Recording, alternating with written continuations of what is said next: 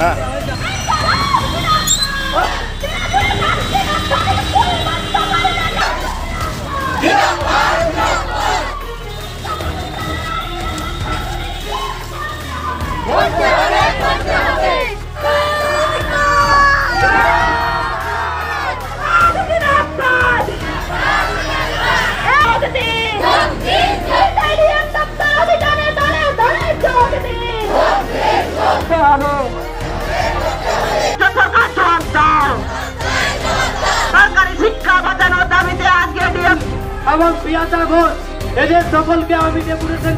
আমরা দেখতে পাচ্ছি আজকে শিক্ষা প্রতিষ্ঠানে একটা স্টুডেন্ট যখন যাচ্ছে সেখানেও সে আজকে কিন্তু নিরাপদ নয়। আজকে যে কলেজগুলো যে থ্রেড কালচার যে চলছে সেই থ্রেড কালচারের ফলেই কিন্তু আজকে আরজিকর এবং এরপরে যে কসবার যে ঘটনা এগুলো কিন্তু ঘটে চলেছে। আজকে কলেজে কলেজে ছাত্র সংসদ নির্বাচন, আজকে কলেজে ছাত্রছাত্রীদের যে গণতান্ত্রিক অধিকার সেই অধিকার কিন্তু আজকে নেই। সেই অধিকার ফেরানোর জন্য আজকে কলেজে কলেজে ছাত্র সংসদ নির্বাচন করতে হবে এবং এই যে থ্রেড কালচার, এই থ্রেড কালচার অবিলম্বে বন্ধ করতে হবে।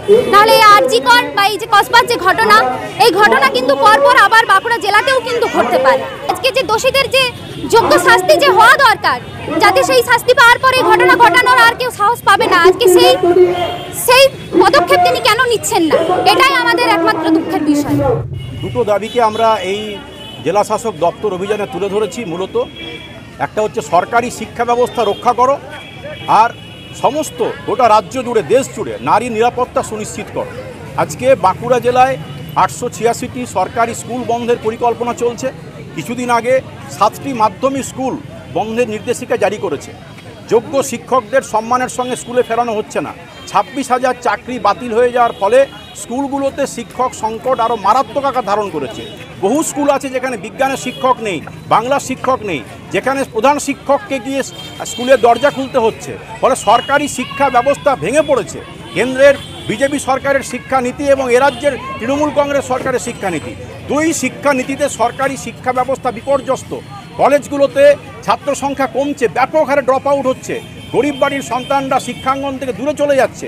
এবং আমরা লক্ষ্য করছি যে আরজিকরের ঘটনার 10 মাস হয়ে গেল, এখনও কিন্তু অভয়ার ন্যায় বিচার হয়নি। এবং এই প্রেক্ষাপটে সাউথ ক্যালকাটা ল কলেজের অভ্যন্তরে ইউনিয়ন রুমের মধ্যে যেভাবে ছাত্রীকে গণধর্ষণ করা হয়েছে, এই ঘটনার আমরা তীব্র প্রতিবাদ জানাচ্ছি।